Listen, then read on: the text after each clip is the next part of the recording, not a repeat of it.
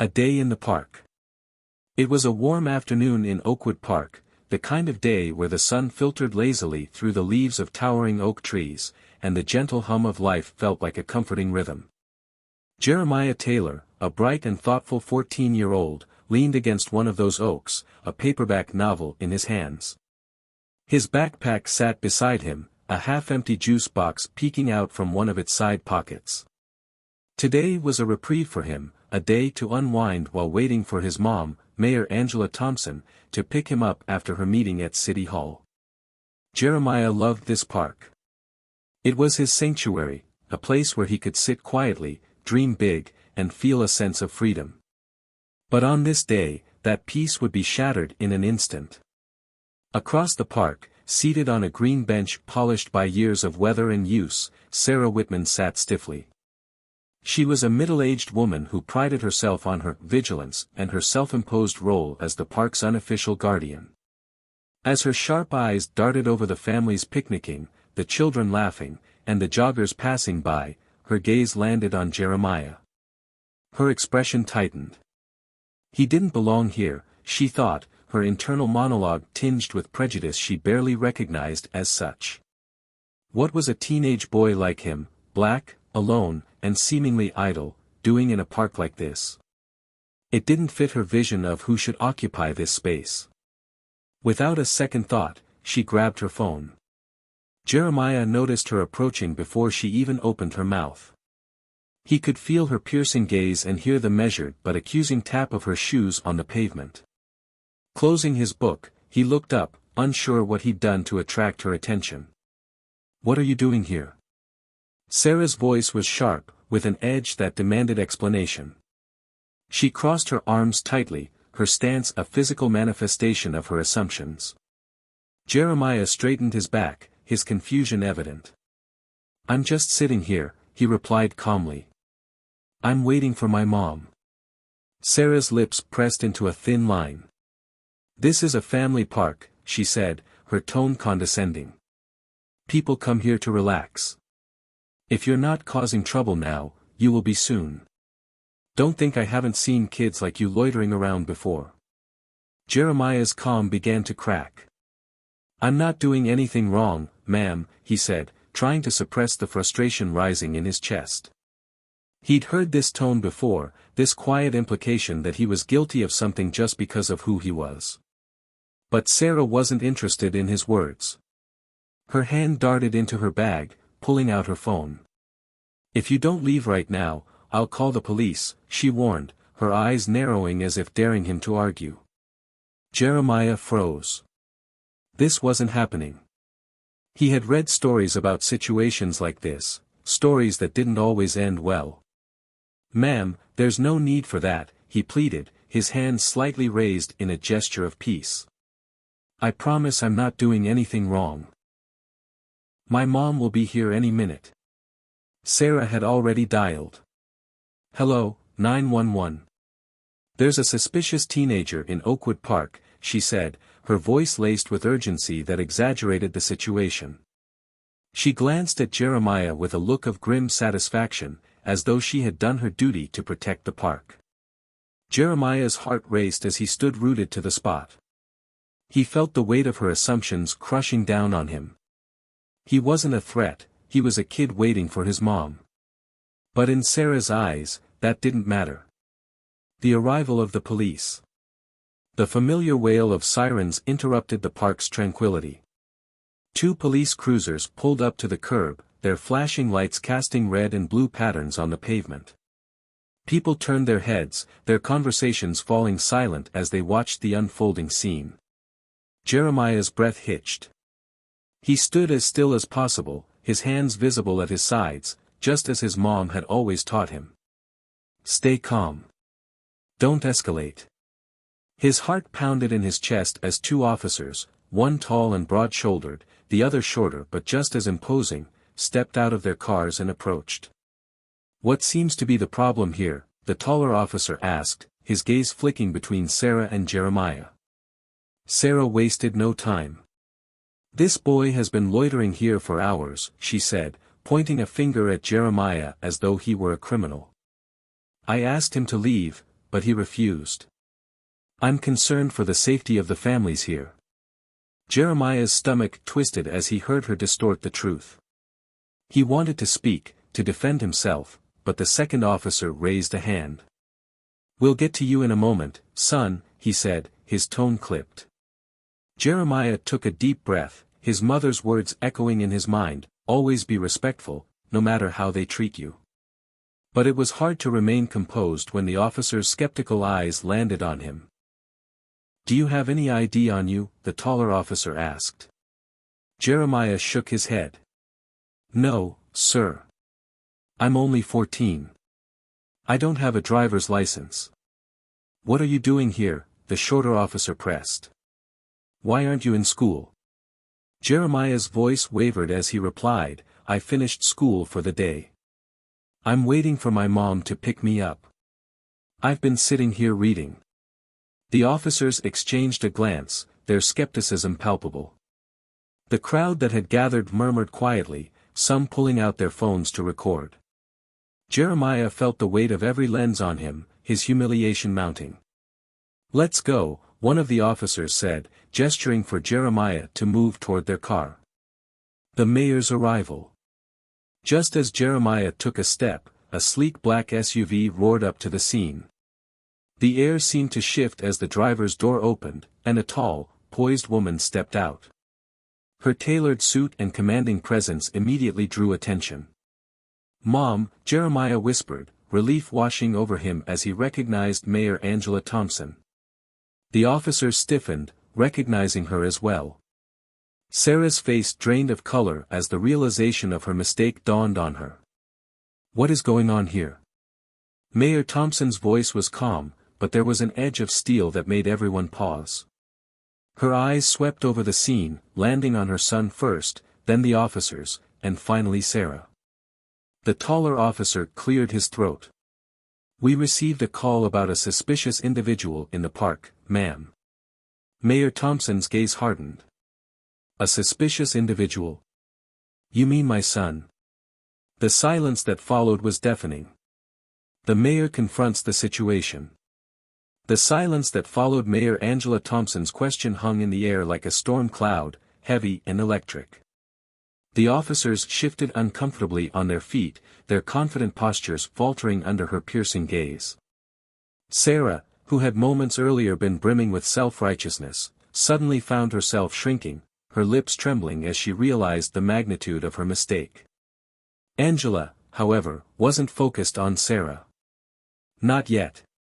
Her eyes softened for a moment as she turned to Jeremiah, taking in his rigid stance and the fear that lingered in his usually bright, curious eyes. "Are you okay, Jeremiah?" she asked, her voice low and steady, the warmth of a mother's concern cutting through the tension. Jeremiah nodded hesitantly, his voice barely a whisper. "I'm fine, Mom. They were just asking questions." Angela took a step forward, placing a protective hand on his shoulder. "Jeremiah," she said firmly, but kindly, "you don't need to be afraid. You haven't done anything wrong." Her words weren't just for him, they were for everyone in the park, including the two officers who now stood as though waiting for a reprimand. Angela straightened and faced them fully, her presence commanding and unyielding. "Officers," she began, her tone measured, "I'd like to understand what exactly my son has done to warrant this level of attention." The taller officer cleared his throat again, clearly struggling to regain control of the narrative. "Ma'am, we received a call about a suspicious individual here in the park," he said, his voice noticeably less confident than it had been moments earlier. The caller indicated that. Angela cut him off with a sharp wave of her hand. "I know what the caller said," she snapped, her voice like a whip. "I want to know what you observed. Did my son, a 14-year-old boy sitting under a tree, exhibit any behavior that could be described as threatening or criminal?" The officers glanced at each other, their discomfort palpable. The shorter one finally spoke. "No, ma'am," he admitted reluctantly. "He was just sitting there when we arrived." Angela's eyes narrowed. "Then why, pray tell, was my son treated as though he were a suspect? Why was he questioned, And why are there multiple police vehicles here for what amounts to absolutely nothing? The taller officer opened his mouth to respond, but Angela turned away from him, her gaze landing on Sarah, who was now clutching her purse like a lifeline. "And you," Angela said, her voice like steel wrapped in silk. "You're the one who made the call?" Sarah nodded, her face pale. I didn't mean for it to go this far," she stammered. "I just thought." Angela held up a hand, silencing her. "You thought what? That a young black boy sitting alone in a park was a threat? That his mere presence here warranted a police response? Did you ask yourself, even for a moment, if your assumptions might be rooted in prejudice?" "I was just trying to keep the park safe," Sarah whispered, her voice trembling. Angela let out a humorless laugh, the sound cutting through the air. "Safe? From my son? A child who's spent the last hour reading a book under a tree? Tell me, Ms. Whitman, would you have made the same call if you were a white teenager?" Sarah's mouth opened and closed, but no words came out. The weight of Angela's question hung heavy in the air, and the gathered crowd, many of whom were recording the interaction on their phones, watched with bated breath. Jeremiah looked up at his mother, his fear replaced by awe as he watched her dismantle the injustice before them with nothing but her words. This was the woman who had taught him to stand tall in the face of adversity, the woman who had risen to become the city's first black mayor despite the odds stacked against her. Angela took a step closer to Sarah, her voice softening but losing none of its intensity. "Your actions today could have had serious consequences," she said.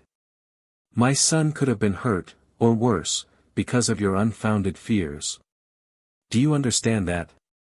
Sarah nodded, tears welling in her eyes. "I didn't think," she began, but Angela cut her off. "No, you didn't," Angela said, her voice sharp again. "And that's the problem.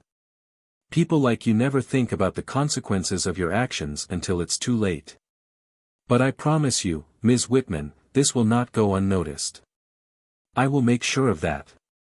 The crowd takes notice. As Angela turned back to the officers, the crowd that had gathered began to murmur. Some nodded in agreement, their faces reflecting the same frustrations Angela voiced. Others looked uncomfortable, their own biases laid bare by the confrontation. A young woman with a baby on her hip stepped forward, her phone still recording.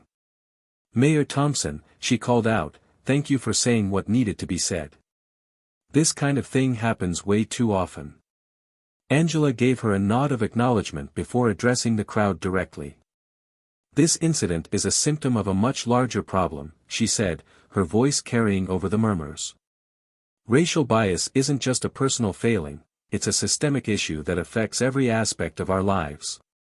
And it's on all of us to confront it, whether it's in our police departments, our communities, or our own hearts." The crowd erupted into applause, a ripple of agreement that spread through the park. Jeremiah looked around, his chest swelling with pride. For the first time that day, he felt a glimmer of hope, a belief that maybe, just maybe, this moment would lead to something greater. Angela turned back to the officers, her expression softening slightly. "Gentlemen," she said, "I trust that my son is free to go." The taller officer nodded quickly. "Yes, ma'am," he said. "We apologize for the misunderstanding." Angela didn't respond, but the look she gave them made it clear that their actions would not be forgotten. With a protective arm around Jeremiah's shoulders, she began to lead him back to their SUV, the crowd parting to let them through. As they walked away, Jeremiah looked up at his mother, a question burning in his eyes.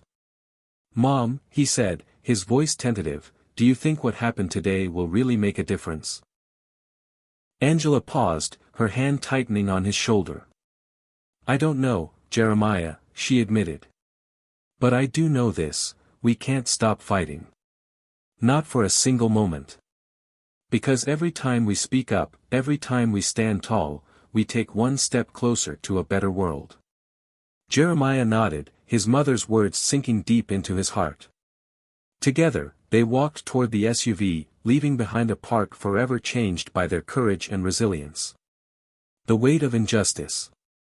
As Mayor Angela Thompson guided Jeremiah toward the SUV, the gathered crowd remained frozen in stunned silence. However, not everyone present was content to let the moment end quietly.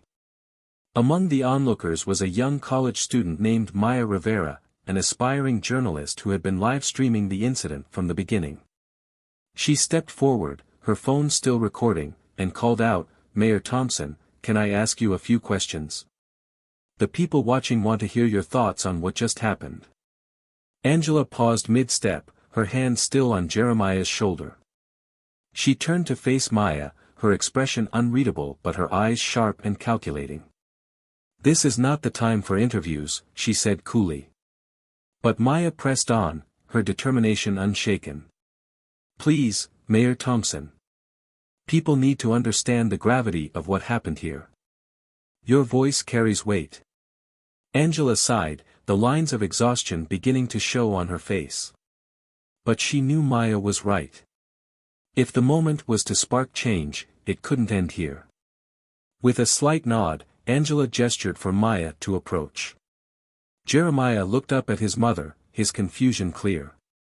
She gave him a reassuring pat on the shoulder. "This is important, Jeremiah," she said softly. "Trust me." The public's questions.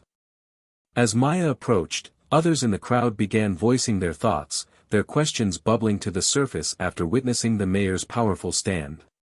A middle-aged man with a weathered face spoke up, his tone tinged with frustration. "Mayor Thompson, how are we supposed to fix this? This isn't the first time something like this has happened, and it won't be the last." Angela turned to face the man, her expression resolute. "You're absolutely right," she said. "Incidents like this are not new. They're a product of deep-rooted prejudices that have existed for generations. But acknowledging the problem is the first step toward addressing it. That's why I've pushed for mandatory anti-bias training for all city employees, including law enforcement." Her words drew murmurs of agreement from some and skeptical glances from others. Another voice called out, this time from a young black woman near the back of the crowd. "Anti-bias training is great, but what about accountability? What happens to people like her?" She pointed toward Sarah, who was still standing awkwardly on the edge of the scene, when their actions put innocent people in danger. Angela didn't hesitate. "Accountability is crucial," she said firmly. "That's why we have processes in place to investigate and address misconduct. But let me be clear, this isn't just about individuals. It's about dismantling the systems that allow these biases to thrive. It's about creating a culture where assumptions like the ones made here today are no longer tolerated." The crowd murmured again, the weight of Angela's words sinking in. Maya, still recording, took a step closer. "Mayor Thompson," she said, her voice steady, "do you think this incident will lead to real change, or is it just another headline that people will forget in a week?" Angela met Maya's gaze, her eyes blazing with determination. "Change doesn't happen overnight," she said. "But every moment like this is a chance to push the needle forward. It's a chance to educate, to reflect, and to demand better, not just from our leaders but from ourselves. And as long as I'm in office, I will fight to ensure that these moments aren't forgotten." The confrontation continues. As Angela spoke, Sarah shifted uncomfortably on the sidelines, her face pale and her hands twisting the strap of her purse. The weight of the mayor's words seemed to press down on her, each one a reminder of the grave mistake she had made. Finally, she stepped forward, her voice shaky but loud enough to carry over the murmurs of the crowd. "Mayor Thompson," she began, her gaze flickering nervously between Angela and the crowd, "I just want to say that I'm sorry. I didn't mean to cause any harm. I really thought—" Angela raised a hand, cutting her off. "You thought my son was a threat," she said bluntly. "You thought that a young black boy sitting in a park must be up to no good. Do you understand how dangerous those thoughts are, Ms. Whitman? Do you understand what could have happened here if things had escalated further?" Sarah nodded, tears welling in her eyes. "I do now," she whispered. I made a mistake, and I'm so sorry. Angela's expression softened slightly, but her tone remained firm. Apologies are a start, she said. But they're not enough. If you truly want to make amends, you need to educate yourself. You need to confront the biases that led you to make that call. And you need to use your voice to speak out against the very systems that perpetuate these biases. Sarah nodded again, her tears now streaming freely. I will, she said. I promise. Jeremiah finds his voice. As the tension in the park began to dissipate, Jeremiah found himself stepping forward, his heart pounding but his resolve growing stronger. He looked up at his mother, who gave him a small nod of encouragement, and then turned to face the crowd. I want to say something, he said, his voice steady despite the lump in his throat. What happened today wasn't right. I was just sitting here, minding my own business, and suddenly I became a suspect. That's not okay. And it's not just me, it happens to kids like me all the time.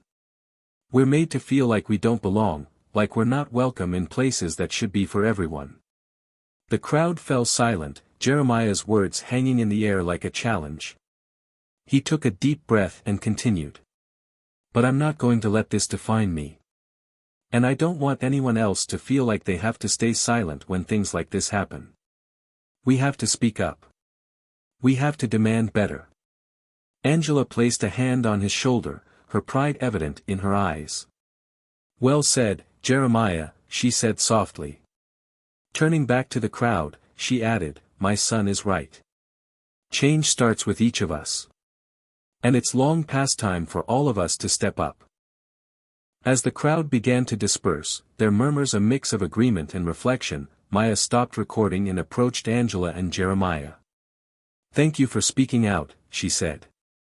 Your words are going to make a difference. Angela gave her a small smile. I hope so, she said. Because this fight is far from over. With that, she and Jeremiah climbed into the SUV, leaving the park behind but carrying with them the weight of the day's events, and the hope that their actions might inspire real change. A mirror held to society. As Mayor Angela Thompson and her son Jeremiah left the park in their sleek black SUV, the echoes of the confrontation reverberated far beyond the serene setting. The video footage recorded by Maya Rivera, the young journalist in the crowd, had already begun circulating on social media. Within hours, it became a viral sensation, sparking conversations that ranged from outrage to introspection. The hashtag Jeremiah's Truth started trending, with people across the nation sharing their own experiences with racial bias. A community divided. Back in Oakwood, the incident became the talk of the town. At local diners and community centers, the residents of the small city found themselves grappling with the uncomfortable reality laid bare by the park confrontation.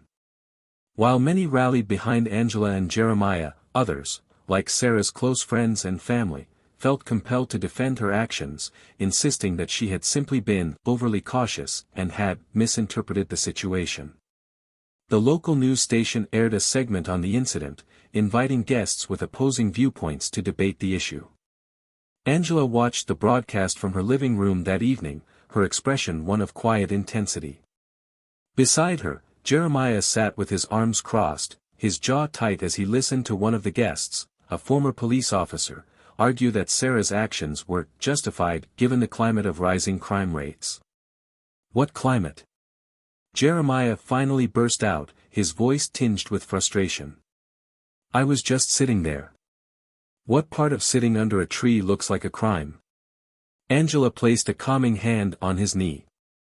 I know, sweetheart, she said softly.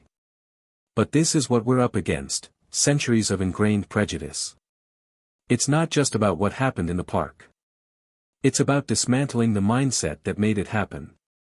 Jeremiah looked at his mother, her words both comforting and challenging. He knew she was right, but the weight of it all felt overwhelming. It's like, no matter what I do, people are going to see me as a threat, he said, his voice cracking slightly. Angela leaned in, her eyes full of fierce determination. You are not a threat, Jeremiah. You are a beacon of hope, just like every other young person fighting to rise above the obstacles placed in their path. Don't let their ignorance define you. The ripple effect. Meanwhile, Sarah Whitman found herself at the center of an unwelcome spotlight. Her phone rang constantly with calls from reporters and acquaintances, while her social media accounts were flooded with angry messages. Initially defensive, Sarah clung to her belief that she had acted out of genuine concern. But as the days passed and she watched the public discourse unfold, something began to shift within her. One evening, Sarah sat alone in her dimly lit living room, scrolling through comments on a post about the incident. Many were harsh, calling her names and accusing her of being a racist. But one comment stood out, a simple question that read, "Would you have reacted the same way if the teenager had been white?" The question lingered in Sarah's mind, refusing to be dismissed. She thought back to the moment in the park, to the assumptions she had made and the fear that had driven her actions. The truth was undeniable, she had seen Jeremiah's skin color before she had seen him as a person. Feeling overwhelmed, Sarah decided to call her sister, Emily, who lived in a more diverse city and had always been outspoken about social justice issues. "Emily," Sarah began hesitantly, "I think I've messed up. Big time." Emily listened patiently as Sarah recounted the events in the park and the fallout that had followed. When Sarah finished, there was a long pause on the other end of the line. Finally, Emily spoke. "Sarah, I'm glad you're starting to see the problem," she said gently.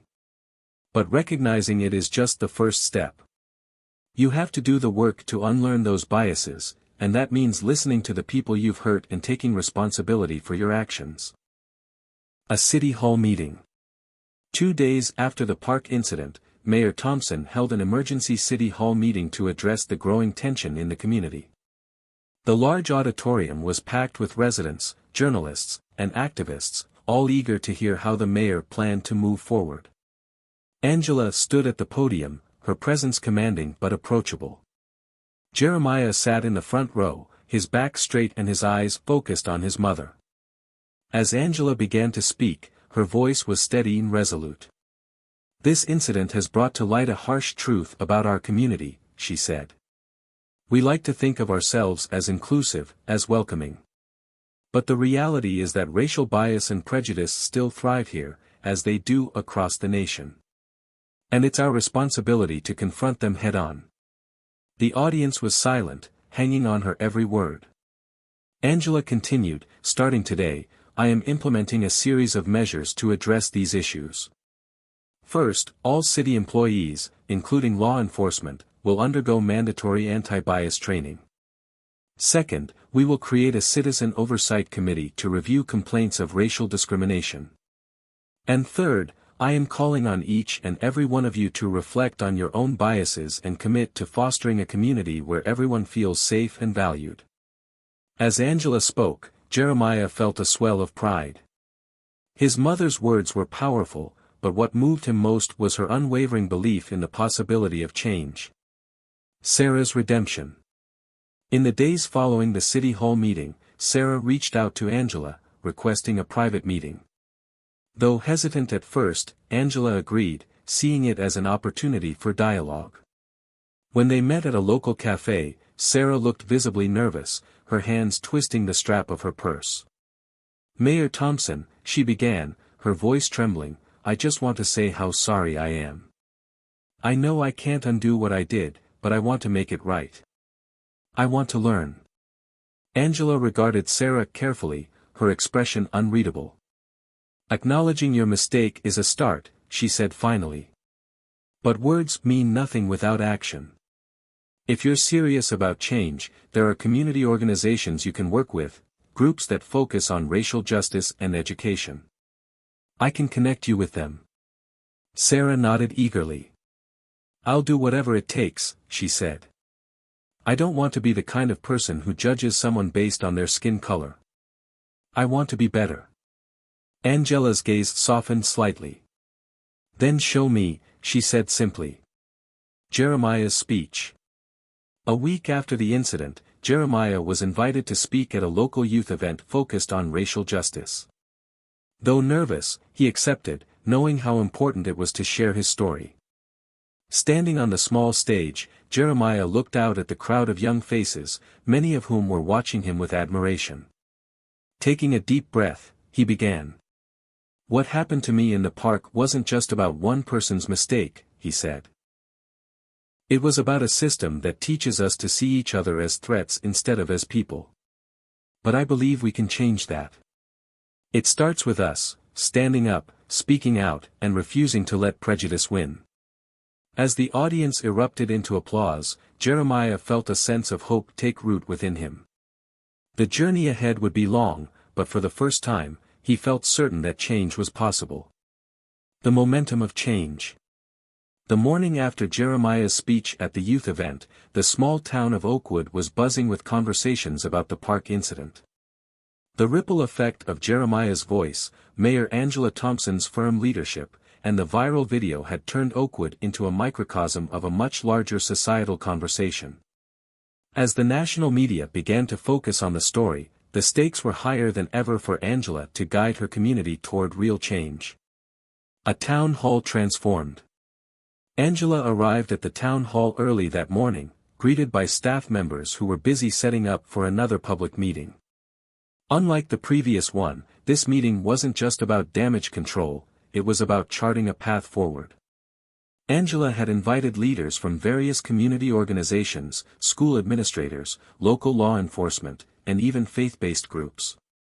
Everyone had a role to play. Angela's assistant handed her the finalized agenda, her face both nervous and hopeful. "You've got a packed house today," she said. "Even some of the neighboring towns are sending representatives. Everyone wants to hear how we're addressing this." Angela nodded, steeling herself. She was acutely aware of the gravity of the moment.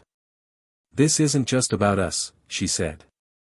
"If we can show that a small town like Oakwood can face its issues head-on, maybe it'll inspire others." As the meeting began, Angela stood at the podium, looking out at the packed room.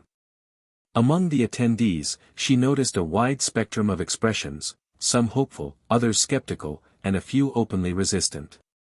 Jeremiah sat in the front row, his presence a quiet reminder of why this work mattered. "I want to thank everyone for coming today," Angela began, her voice steady but impassioned.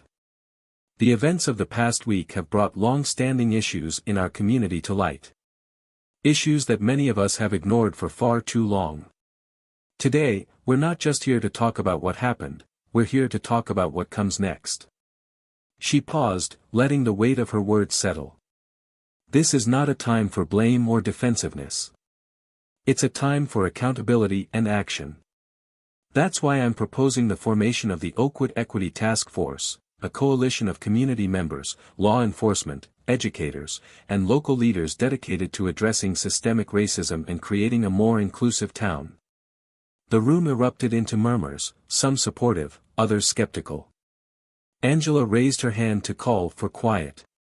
"This task force will focus on 3 key areas: education, law enforcement reform, and community engagement. We'll work together to implement anti-bias training in our schools and police force, establish clear protocols for addressing racial profiling, and create spaces where open dialogue can happen." One hand shot up from the back of the room.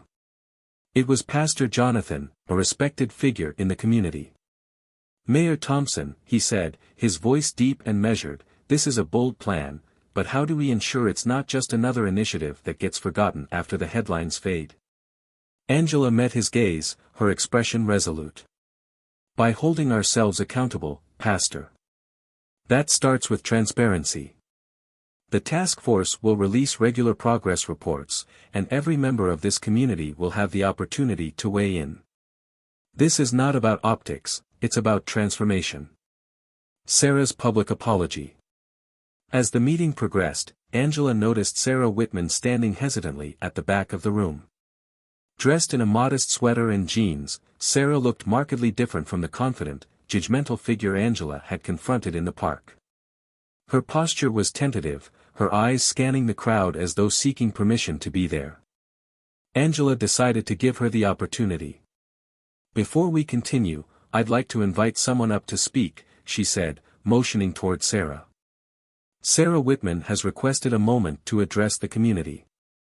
The room fell silent as Sarah made her way to the podium.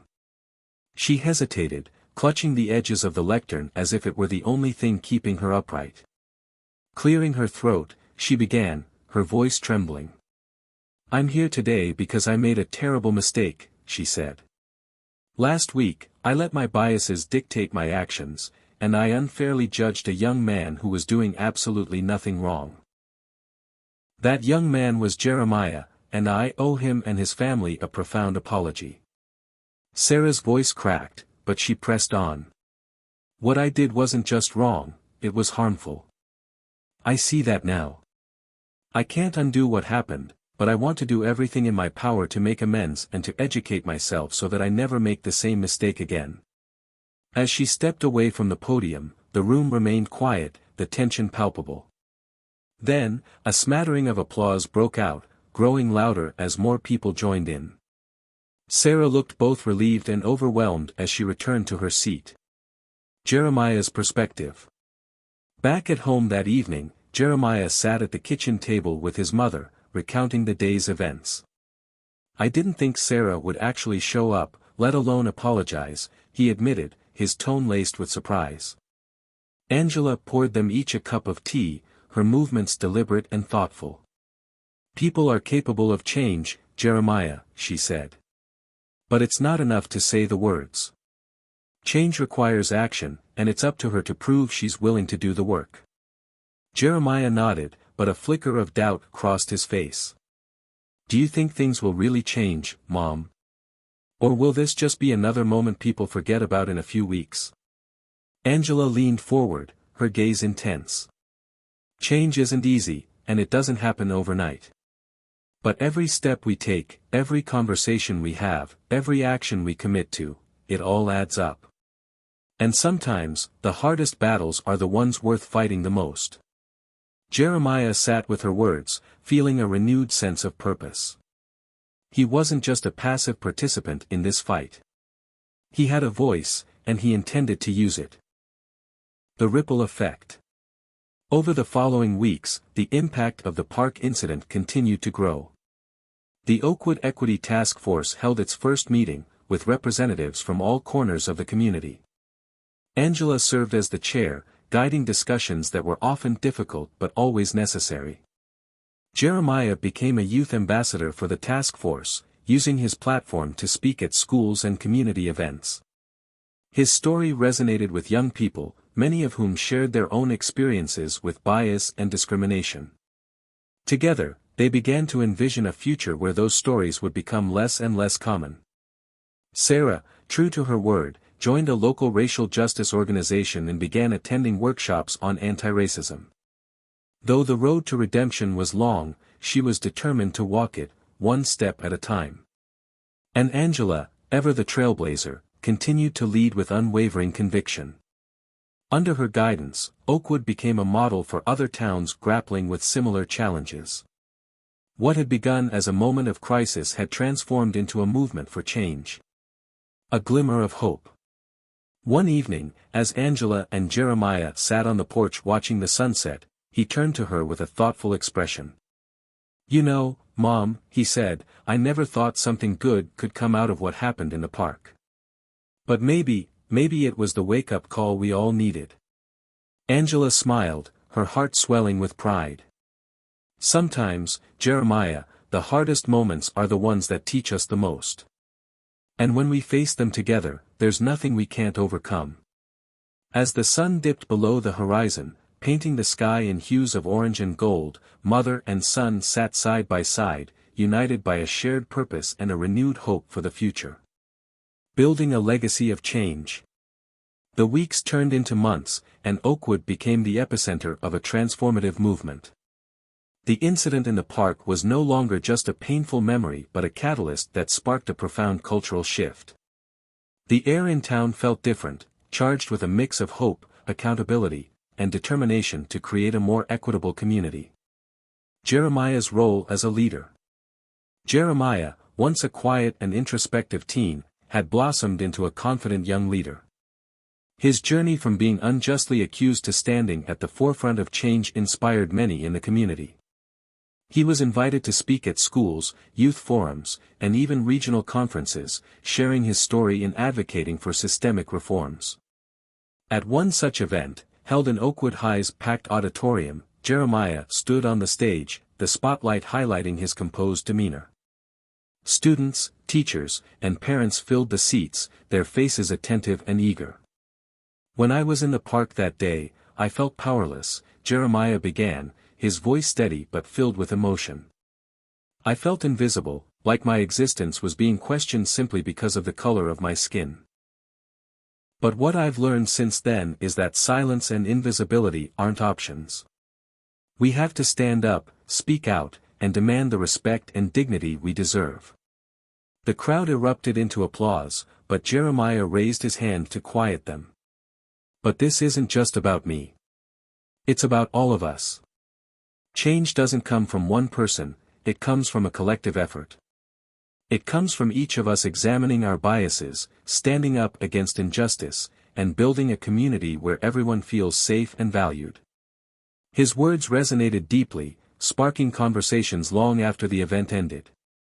Students approached him afterward, sharing their own experiences and asking how they could get involved. Jeremiah made sure to connect them with the newly established Oakwood Youth Equity Alliance, a group he helped form to ensure that young voices were included in the town's ongoing reforms. Angela's vision takes root. Meanwhile, Mayor Angela Thompson worked tirelessly to implement the initiatives she had proposed. The Oakwood Equity Task Force met bi-weekly, tackling issues ranging from police training to educational curriculum reform. Angela ensured that the task force was diverse, bringing together voices from different racial, socioeconomic, and professional backgrounds. During one of the meetings, Angela introduced a groundbreaking proposal, a mentorship program that paired police officers with community members, particularly youth from marginalized backgrounds. The goal was to foster mutual understanding and build trust. "This program isn't about optics," Angela explained, her tone firm yet encouraging. "It's about relationships. When people see each other as human beings rather than stereotypes, real change becomes possible." The proposal was met with a mix of excitement and skepticism.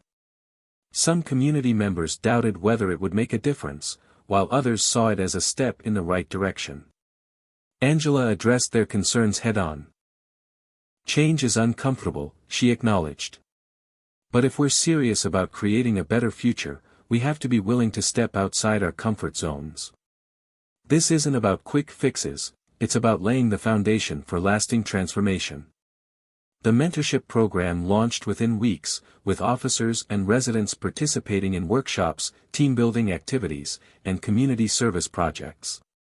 Jeremiah was one of the first to sign up, paired with Officer Daniels, a veteran cop who had been present during the park incident. Their initial meetings were awkward, but over time, they developed a mutual respect that mirrored the program's intent. Sarah's redemption arc.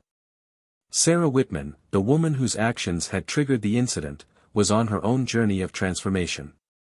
She became an active member of the Oakwood Racial Justice Initiative, attending workshops and volunteering for community projects. She also reached out to Jeremiah and Angela privately, expressing her deep regret and asking how she could contribute to the ongoing efforts. One evening, Sarah hosted a small gathering at her home, inviting neighbors of all backgrounds to discuss how they could foster inclusivity in their community. The event was modest but meaningful, with attendees sharing stories, breaking bread, and brainstorming ideas for creating a more united Oakwood. "I know I can't undo the harm I caused," Sarah said during the gathering, her voice heavy with sincerity. "But I can choose to be better moving forward. And I hope my actions show that I'm committed to doing just that." Her efforts didn't erase her past mistakes, but they demonstrated her willingness to grow and contribute positively to the community. Over time, people began to see Sarah not as the woman who had caused a public spectacle but as someone who was genuinely working to atone and make a difference. A ripple effect beyond Oakwood. News of Oakwood's transformation spread far beyond the town's borders. Media outlets covered the story extensively, highlighting the community's journey from division to unity. Angela and Jeremiah were invited to speak on national platforms, sharing their experiences and the strategies that had proven effective in Oakwood. At one such event, hosted by a prominent civil rights organization, Angela and Jeremiah shared the stage, their bond as mother and son evident in every interaction. "This isn't just an Oakwood story," Angela said, addressing the audience. "It's an American story. It's about confronting our history, acknowledging our biases, and doing the hard work of building a future where everyone is treated with dignity and respect." Jeremiah added, "And it's not just about adults making changes. Young people have a voice too, and we need to use it. We're not just the leaders of tomorrow, we're the leaders of today." Their words inspired communities across the country to start their own conversations about equity and inclusion. Oakwood became a model for what was possible when a town came together to address its challenges head-on. A new chapter. 1 year after the park incident, Oakwood held a community celebration to mark the progress they had made. The event, dubbed Unity Day, featured food trucks, live music, and speeches from community leaders. Jeremiah was honored with the Youth Leadership Award, a recognition of his tireless advocacy and courage. As he stood on the stage accepting the award, Jeremiah looked out at the crowd, people of all races, ages, and backgrounds gathered together in solidarity. His heart swelled with gratitude and hope. "This award isn't just for me," he said, his voice clear and confident. "It's for everyone who believed in change, who refused to stay silent, and who worked to make Oakwood a better place. We still have a long way to go, but today, I know we're moving in the right direction." Angela, standing in the crowd, felt a surge of pride. Her son had not only survived a moment of profound injustice but had turned it into a catalyst for transformation. Together, they had helped Oakwood find its path to healing and growth. As the sun set on Unity Day, casting a warm glow over the park, Angela and Jeremiah stood side by side, reflecting on how far they had come. The journey had been difficult, but it had also been worth every challenge. "Mom," Jeremiah said, breaking the silence, "do you think we really made a difference?" Angela smiled, her eyes shining with conviction. "We didn't just make a difference, Jeremiah. We started a movement. And that's something no one can take away from us." With that, they turned to join the celebration, their steps light with the promise of a brighter, more just future.